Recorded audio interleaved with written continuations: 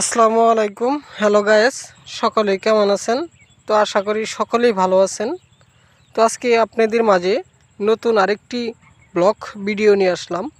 তো আজকের ব্লগটি হচ্ছে কিভাবে ধান ক্ষেত চাষ করতে হয় তা নিয়ে কিন্তু আজকের ব্লগ ভিডিও।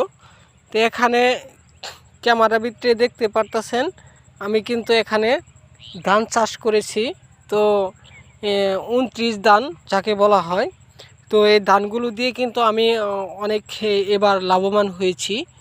তো কিভাবে ধান চাষ করলে আপনারা লাভবান হতে পারবেন তা কিন্তু আজকে আপনাদেরকে আমাদের এই ভিডিওর মধ্যে বলে দিব।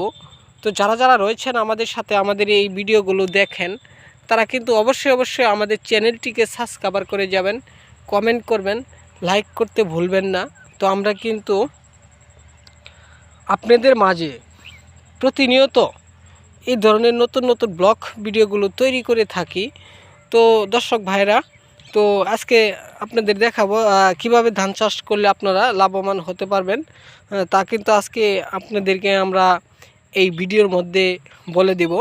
তো যাই হোক, দেখতে আসছেন এখানে আমি কিন্তু প্রতিদিন এই ক্ষেতগুলোতে পানি ব্যবহার করি। তো পানি ব্যবহার করার কারণে কিন্তু ধানগুলি শক্তিশালী হয়ে থাকে। তো ধানের হিসাগুলো দেখতে আছেন কত বড় বড় হয়েছে। তো পানির কখনো অভাব দেওয়া যাবে না। তো পানির অভাব হলে কিন্তু ধানের বেশিরভাগ চিটা হবে। তো তার জন্য কিন্তু আপনারা সবসময় পানি বেশি ব্যবহার করার চেষ্টা করবেন। তো যে সকল বন্ধুরা এই ধান চাষ করে লাভবান হওয়ার ইচ্ছুক তারা অবশ্যই আমাদের সাথে যোগাযোগ করে যাবেন। তো আমাদের ভিডিওতে আমরা হোয়াটসঅ্যাপ নাম্বার দিয়ে দিয়েছি, সেই নাম্বারে যোগাযোগ করবেন।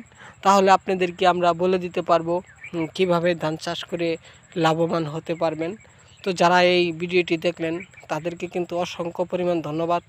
তো আবারও দেখা হবে আপনাদের মাঝে নতুন কোনো ব্লগ ভিডিও নিয়ে। সকলেই ভালো থাকবেন। আসসালামু আলাইকুম।